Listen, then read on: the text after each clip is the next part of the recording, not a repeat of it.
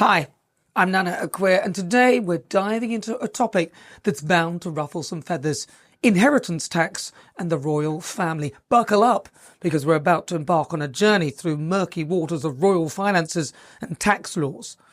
To keep up to date with all royal news, subscribe to our GB News Royal channel. Now, let's start with the bombshell that's been dropped by our Chancellor Rachel Reeves.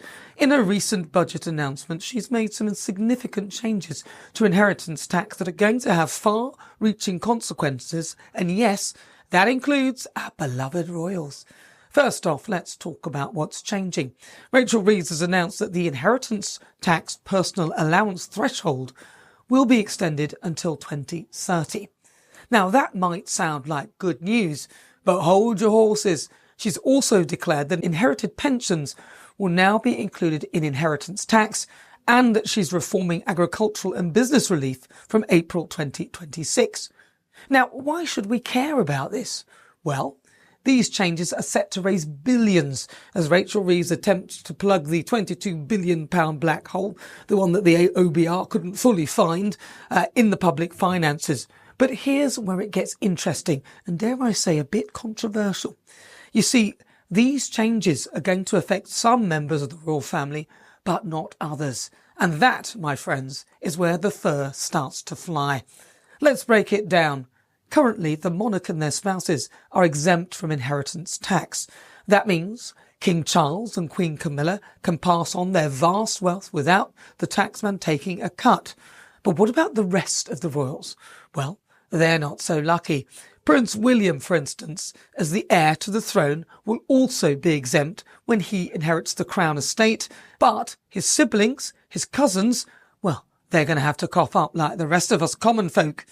Now, I can already hear some of you shouting at your screens, but Nana, you're saying, why should any of them be exempt? They're already living off our taxes. And you know what? I hear you. It's a fair question. The official line is that this exemption is in place to protect royal family assets from being eroded over time. The argument goes that if the monarch had to pay inheritance tax every time the crown passes to a new generation, the royal wealth would soon dwindle away to nothing, and we can't have that. But let's be real here.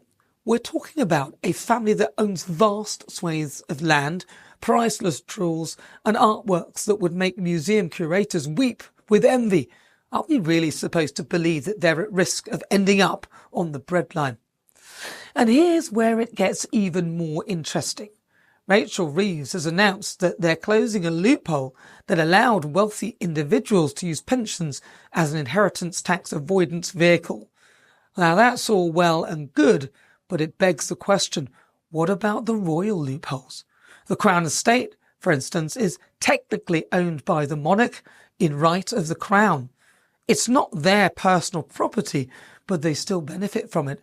And it's worth billions, yet it passes from one monarch to the next without a penny of inheritance tax being paid.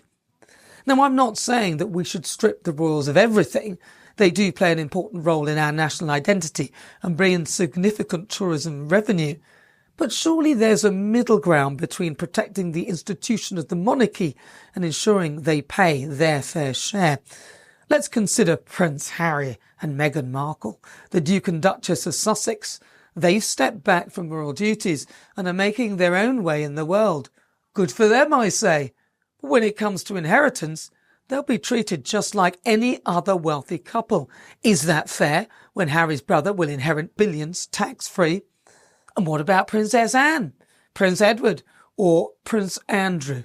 They've dedicated their lives to royal service, yet their children will face hefty tax bills on any inheritance that they receive. Now, obviously, I'm not sympathising with Harry and Meghan, don't get me wrong. Meanwhile, Prince George, Princess Charlotte and Prince Louis will one day inherit vast wealth without paying a penny in tax. It's a system that seems fundamentally unfair, not just to the public, but even within the royal family itself. Now let's talk about the agricultural and business relief changes. Rachel Reeves has announced that for assets over £1 million, inheritance tax will apply with a 50% relief at an effective rate of 20%. Now, this is meant to protect small family farms with 3/4 of claims unaffected. But what about the Duchy of Cornwall? This vast estate, currently held by Prince William, includes significant agricultural and business assets. Will it be subject to these new rules, or will it continue to enjoy a complete exemption? Well, the answers to these questions matter not just for the royal family, but for all of us. Because at the end of the day, every pound of tax not paid by the royals is a pound that has come from somewhere else. And that somewhere else is usually our pockets. Now, I'm not advocating for the abolition of the royal family, the monarchy. On the contrary, far from it. I believe the royal family brings value to our nation in many ways. But I also believe in fairness and transparency.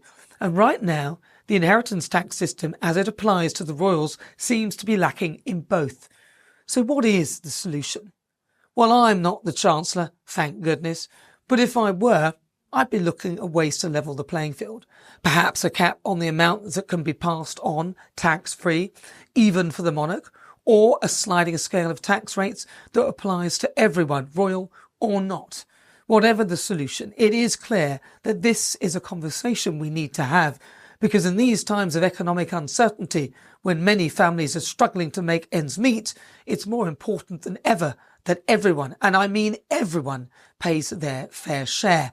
And as Steve Hitchener, the chair of the Society of Pensions Professions Tax Group, pointed out, pensions were never intended as vehicles for inheritance tax planning. Well, I'd argue that the same principle should apply to royal estates and duchies. In the end, this isn't about begrudging the royal family their wealth or status. It's about ensuring that our tax system is fair and equitable for all, because a society that protects the wealth of the few at the expense of the many is not a society they can long endure. So, as we watch these changes to inheritance tax unfold, let's keep a close eye on how they're applied, not just to us ordinary folk, but to those who sit at the very top of our society. Because if we're all in this together, as we're so often told, then surely that should apply to tax as well. This is Nana Aquia for GB News, reminding you that in matters of tax, as in life, what's sauce for the goose should be sauce for the gander, even if the goose happens to wear a crown. Good night, and God save our King and his tax bill. At GB News, we are proud to stand for you, for the Britain that you love, and for the values that you believe in. We are your fearless champions, but we need your support. From just £5 a month, you can make sure that your views are always heard. GB News is the only news channel with the courage to say what the silent majority are really thinking. If it matters to you, it matters to us. Join thousands of members and become part of the GB News community today. Go to gbnews.com/support.